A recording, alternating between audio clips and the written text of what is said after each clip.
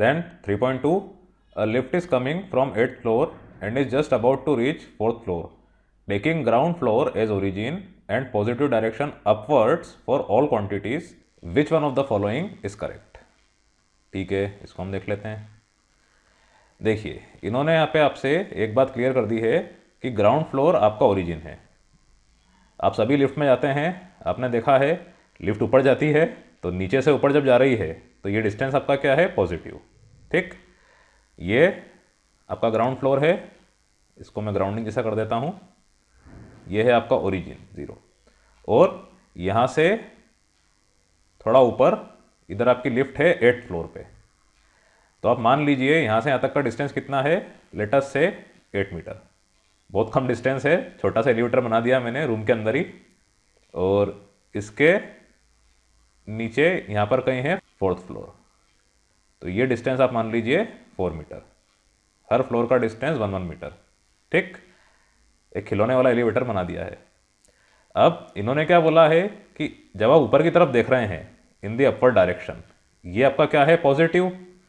तो obviously sign convention के हिसाब से डाउनवर्ड डायरेक्शन नेगेटिव होगा। ये आप समझ गए हैं।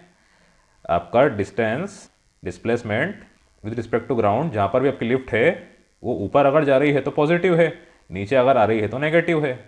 ठीक, और अगर आप डिस्प्लेसमेंट को देखें तो ये क्या होता है? Final position minus initial position. तो फाइनल पोजीशन आपकी क्या थी?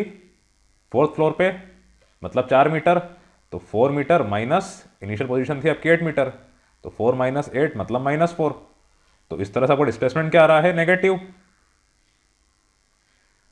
तो ऑप्शंस में आप देखिए सिर्फ एक ही ऐसा ऑप्शन है जहां पे डिस्प्लेसमेंट लेस देन 0 है, वो है आपका ए।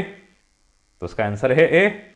और इसको ऐसा समझिए आप, जैसे ये आपकी नंबर लाइन है, ये चीज़ आपने वाकई में प्राइमरी क्लास में पढ़ी थी। ये आपका 0, अब 0 के राइट में क्या है? जो भी चीज़ आ रही है पॉजिटिव, लेफ्ट में क्या है? जो भी चीज़ आ रही है नेगेटिव। या मुझे बोलना चाहिए अगर आप उल्टा जा रहे हैं, बाएं हाथ की तरफ जा रहे हैं, लेफ्ट में जा रहे हैं, तो वो चीज़ नेगेटिव है। अब नंबर लाइन में ही यहीं पे कहीं 8th पॉइंट पे एक ऑब्जेक्ट रखा हुआ था, और ये ऑब्जेक्ट को हम ला रहे हैं कहाँ पर? 4th पॉइंट पे। तो हम क्या कर रहे हैं? पीछे की तरफ जा रहे हैं, मतलब ऑब्जेक्ट क्या हुआ?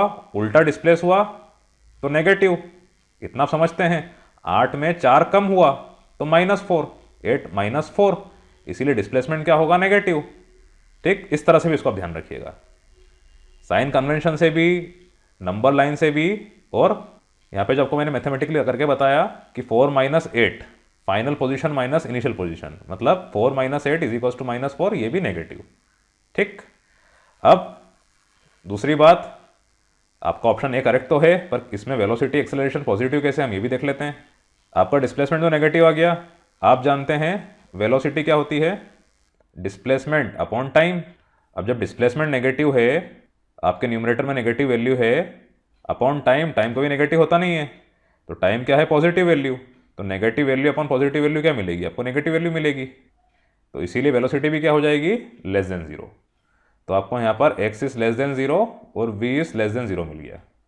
ठीक, अब इसमें a इज ग्रेटर देन 0 है। अब ये आपको प्रूव करना है कैसे, क्योंकि आपका ऑप्शन तो यही है, लेकिन a ग्रेटर देन 0 क्यों है, पॉजिटिव क्यों है, ये हम देख लेते हैं। आप ये देखिए इसी ग्राफ में, इसी डायग्राम में, जैसे इधर कहीं मान लीजिए आप 6th फ्लोर होता, तो ये 6th फ्लोर कितना होता? 6 मीटर की दूरी पे, जैसा कि मैंने आपको 1 मीटर की दूरी हर फ्लोर के बीच में लेके बताई थी।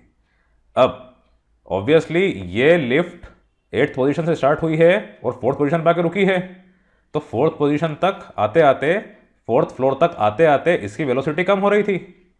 इतना आप समझ गए हैं। अब मैं क्या करता हूं, यहां पर 8th और 6th फ्लोर के बीच में एक वेलोसिटी मान लेता हूं v1, और 6th और 4th फ्लोर के बीच में एक वेलोसिटी मान लेता हूं v2। तो ऑब्वियसली यहां पर v2 का मैग्नीट्यूड v1 के मैग्नीट्यूड से कम होगा। वेलोसिटी कम हुई है तो ही लिफ्ट रुकी है। ठीक है, इसीलिए mode of v2 is less than mode of v1। अब यहां पर v1 और v2 की वैल्यू क्या थी? नेगेटिव थी। If v1 is equals to, मान लीजिए आप -7 मीटर पर सेकंड, तो v2 क्या होगी? ऑब्वियसली इससे कम होगी, तो ये हो जाएगी -3 मीटर पर सेकंड। अब यहाँ पर आप ये मत सोचिएगा कि -3 जो है वो नंबर वाइज तो -7 से बड़ा है। हम यहाँ पर बात कर रहे हैं मैग्नीट्यूड की। अगर आप मैग्नीट्यूड देखते हैं तो mode of V1 mode of V2 से ज़्यादा था। क्यों? क्योंकि V2 वेलोसिटी कम है V1 से, तो ही लिफ्ट रुक रही है। तो मैग्नीट्यूड वाइज V2 है आपका -3 और V1 है आपका -7। अब यहाँ पर आप लगाइए एक्सेलरेशन का फॉर्मूला। ये क्या होता है? Final velocity minus initial velocity upon time. तो यहाँ पे V2 minus V1 bye del T. ये तो पॉजिटिव होना है, लिखे ना लिखें की बात है। तो -3 minus of -7 upon del t. तो ये कितना हो गया आपका? +4। तो ऊपर भी पॉजिटिव नीचे भी पॉजिटिव, इसीलिए आपका एक्सेलरेशन क्या होगा? पॉजिटिव। ठीक, तो इसका आंसर है ए। इस तरह से आप ध्यान रखिएगा।